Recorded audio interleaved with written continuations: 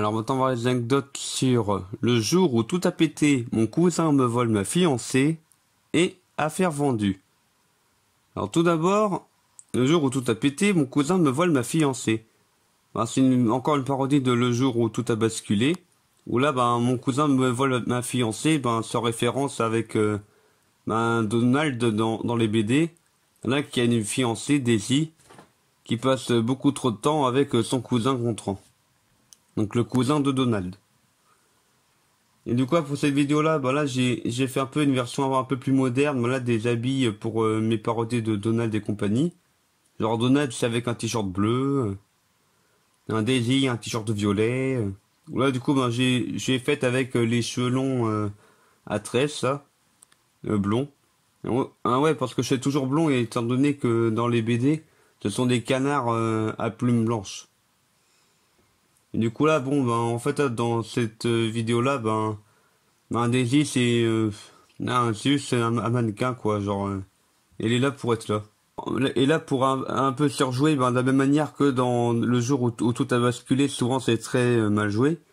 Du coup j'ai exagéré là le côté 1, il réfléchit. Et puis là pareil, là c'est un peu d'humour absurde en mode je prends un mauvais accessoire, genre plutôt que de voir loin avec des jumelles, je prends un périscope pour voir en décalé quoi. Genre je vois aussi loin avec ça que sans rien. Et en fait pour le twist final, parce que ouais c'est toujours bien d'avoir un twist final pour les vidéos.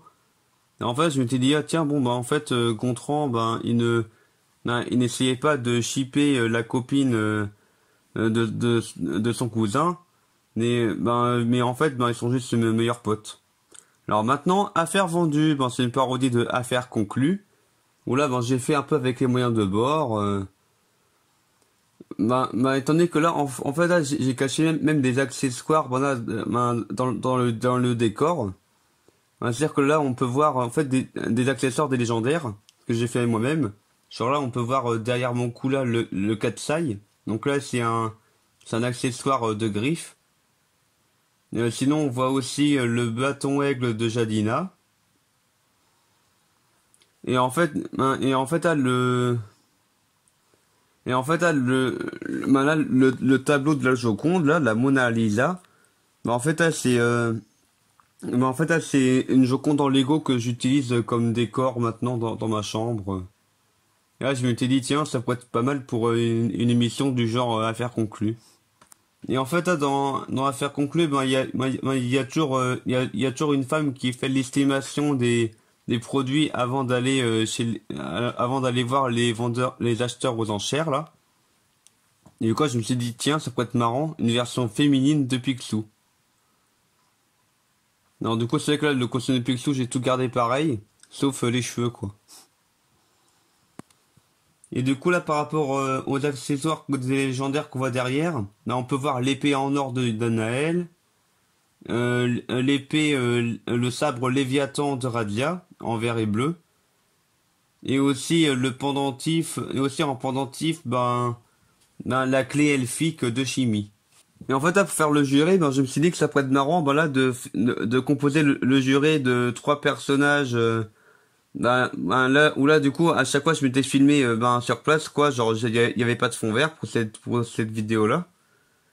Et en fait là je m'étais dit tiens ça pourrait être marrant que chaque personnage, chaque potentiel acheteur ait sa personnalité. Genre par exemple Laura Laura en fait les personnages genre Laura Ingalls là qui qui n'a pas non plus énormément d'argent. Voilà, et qui en fin de compte la personne la plus sincère. Alors que il y a Fabrice Pictune, là c'était Poetic Man à une époque. Alors du coup forcément elle a fait de la poétique donc il est très riche. Et puis sinon là il y a Ange Nonio ou un truc comme ça. En fait là c'est une parodie de mon grand-père. Qui aime bien qu'on achète des choses utiles avec notre argent. Et du coup là pour Poetic Man, là je lui ai refait faire son rire diabolique. Bah, étant donné que là, genre là, j'ai pour le prix estimé. En fait, là, j'ai été chercher sur internet, le prix estimé de la Joconde, c'est 50 milliards d'euros. Et puis, je m'étais même rendu compte que, en vrai, là, avec l'histoire de la France endettée, ça pouvait totalement désendetter la France, quoi, si on revendait la Joconde. Ou en tout cas, une bonne partie. Et sont avec Lorraine Gals, moi là, en fait, j'ai même fait faire des références amusantes du genre, genre, elle fait dire, genre, elle dit à Fabrice Spectune, ah, tu devrais faire de la politique, man. En référence à Politique Man. Et sinon, elle dit aussi, ah, dis donc, ça, c'est vraiment une info dingo.